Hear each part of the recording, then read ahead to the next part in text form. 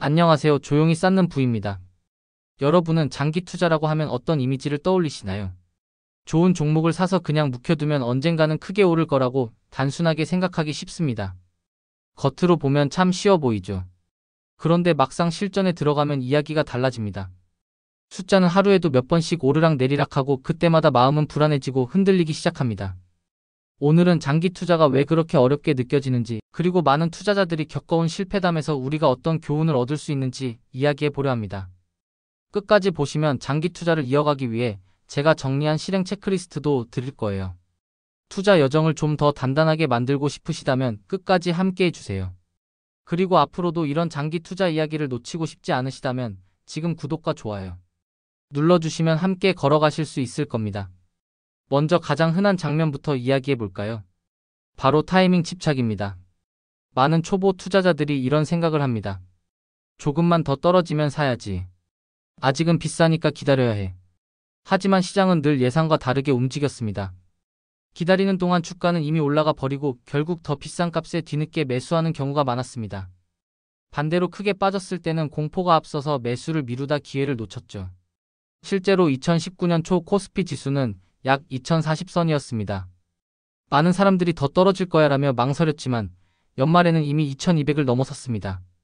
코로나 사태가 터진 2020년 3월 지수는 1457까지 추락했는데 정작 이 시기에는 두려움 때문에 매수에 나서지 못한 경우가 대부분이었습니다.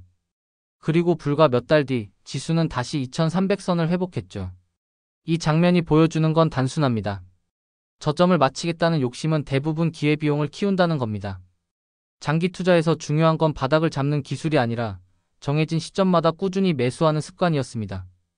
결국 정해진 날, 정해진 금액을 꾸준히 모아간 투자자가 평균 단가를 안정적으로 낮추고 긴 시간 시장의 상승을 자기 자산으로 끌어올 수 있었습니다.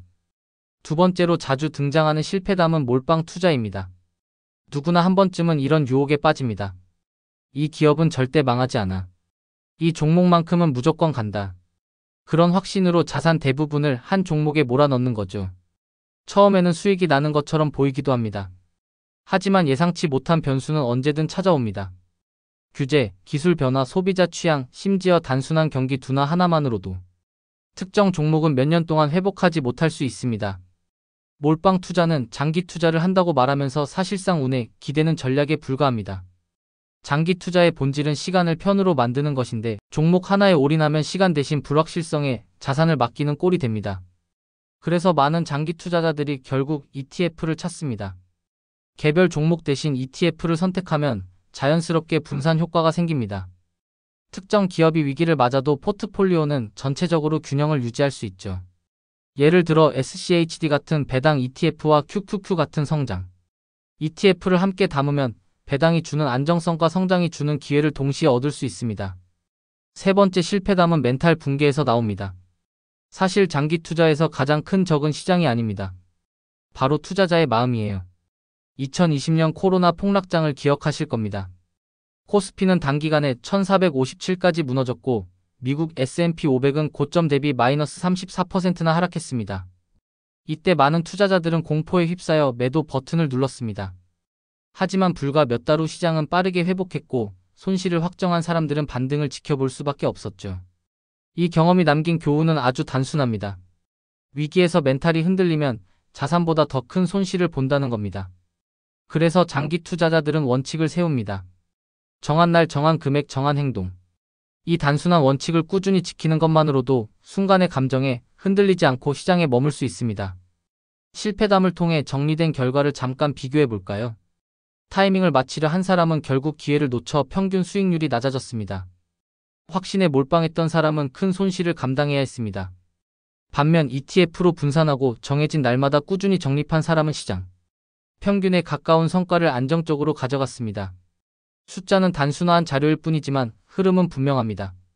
시장 타이밍을 맞추려 한 사람보다 분산과 적립 시 원칙을 지킨 사람이 장기적으로 더 안정적인 성과를 얻었다는 점입니다. 여기서 잠깐 여러분이 스스로 점검할 수 있는 체크리스트를 정리해 드릴게요. 첫째, 저점을 맞추려는 욕심이 앞서지는 않는가? 둘째, 특정 종목에 몰빵하고 있지는 않은가? 셋째, 위기 때 멘탈이 흔들리지 않도록 나만의 원칙을 세워두었는가? 이 세 가지를 꾸준히 점검하면서 정한 날, 정한 금액, 정한 행동을 실천하는 것이 장기 투자의 기본입니다. 결국 실패담이 남긴 교훈은 단순합니다. 저점을 맞추려는 시도는 기회비용만 키웁니다. 몰빵은 시간을 편으로 만드는 게 아니라 운에 맡기는 도박입니다. 멘탈이 흔들리는 순간 가장 큰 손실이 찾아옵니다. 이 세 가지를 잊지 않고 단순한 원칙을 지켜나가는 것이 바로 장기 투자의 본질입니다. 오늘은 많은 투자자들이 겪어온 실패담을 빌려서 장기 투자에서 우리가 꼭 기억해야 할 교훈을 정리해봤습니다.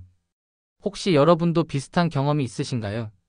저점을 기다리다 기회를 놓친 일, 확신에 몰빵했다가 낭패 본 순간 공포의 매도 버튼을 눌렀던 기억.